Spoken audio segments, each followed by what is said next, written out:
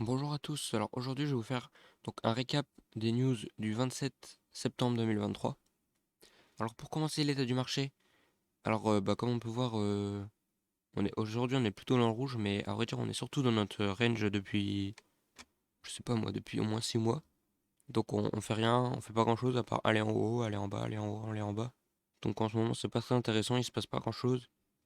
Il n'y a pas des perfs énormes, mais on va voir au niveau des news ça bouge pas mal. Premier c'est Arbitrum qui dit donc que avec son Odyssey campaign donc sur Galex, il n'y aura pas d'émission de token. Donc ça, il nous l'annonce. Mais bon, encore une fois, on ne sait pas si c'est vrai.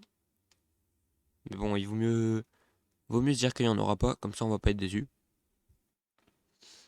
Ensuite, c'est Asher qui nous dit que en, il repousse à nouveau deux ETF spot Bitcoin, bien évidemment. Il les repousse à novembre 2023. Il dit que si ça continue, ça va finir en même temps que le halving day. Et dans ce cas, ce serait un alignement des planètes, ce serait incroyable. Entre la Fed qui relève les taux, les ETF Bitcoin, bah, le halving, tout ça, ça peut être une dinguerie si ça passe en même temps. Ça peut être un bull run de malade. Ensuite, c'est Goku qui nous dit encore une fois qu'il parle de SBF. Et donc, il rejette toute la faute sur son ex-petite amie, donc elle qui travaillait aussi chez FTX et chez Alameda surtout. Et donc, ils disent que le New York Times révèle que le projet de défense de 250 pages de SBF repose sur le fait d'accuser l'ex-CEO d'Alameda et de l'effondrement de FTX. Donc en gros, il dit que tout c'est de sa faute. Je sais pas où elle est d'ailleurs, je pense qu'elle est aussi en prison. Je sais pas, on en entend pas beaucoup parler. Mais en tout cas, c'est sûr qu'elle est dans le coup. Bah, je suis sûr que SBF il dit tout, il abuse. Il était bien au courant, je pense. C'est peut-être elle, mais non, je pense que c'est les deux en fait. Et après, je dis ça, on n'en sait rien, hein.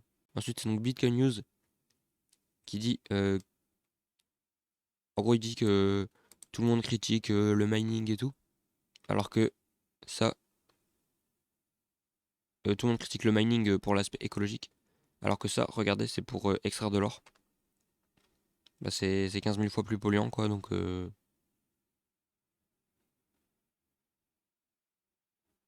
en fait, il n'y a pas de débat. L'or, c'est beaucoup plus polluant que le bitcoin, alors qu'en soi, ça a la même valeur. Enfin, pas actuellement, mais ça tend à avoir la même valeur. C'est un Cryptomage qui fait un bon thread par rapport à Zora. Donc notamment en minimisant les frais, etc. Donc si vous voulez essayer l'airdrop Zora, bah, je vous conseille d'aller le faire. Donc ça peut être pas mal. Ensuite, c'est donc Cryptost qui nous dit que la TVL de Base a dépassé celle de Solana au début du mois de septembre. Alors que bah, de Solana, il est vieux de ouf. Enfin, il est vieux de ouf, il est 2020. Alors que Base, il a à peine 3 ou 4 mois, peut-être 6 mois. Donc c'est n'importe quoi qu'il le dépasse aussi rapidement. Et ça prouve que bah, Ethereum, il est en train de gagner le combat, quoi, tout simplement. Donc voilà, c'était tout. Ensuite, c'est donc Eusmond qui parle de l'airdrop Tia. Donc Tia, c'est l'airdrop de Celestia, en fait. Donc là, il y a un site où vous pouvez trouver. Donc vous pouvez checker votre éligibilité. Bon, moi j'ai fait, je suis pas éligible. Et aussi, le site, il bug beaucoup. Et donc, vous pourrez voir si vous êtes éligible.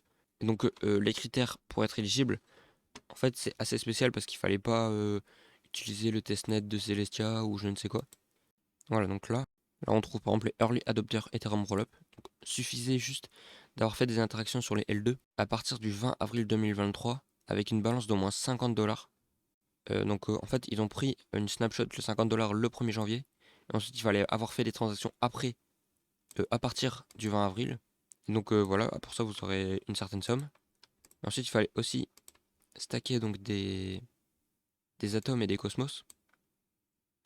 Pardon, des atomes et des osmos qui eux ont été pris la snapshot le 1er janvier. Et donc si vous êtes éligible, vous aurez une certaine somme, etc. Donc le projet est très prometteur. Je pense que je vais faire une vidéo, un jour une crypto pour vous parler de Celestia, car elle me plaît vraiment et j'ai envie de vous en parler. Donc voilà, c'était tout pour les news du 27 septembre. Voilà, à la prochaine.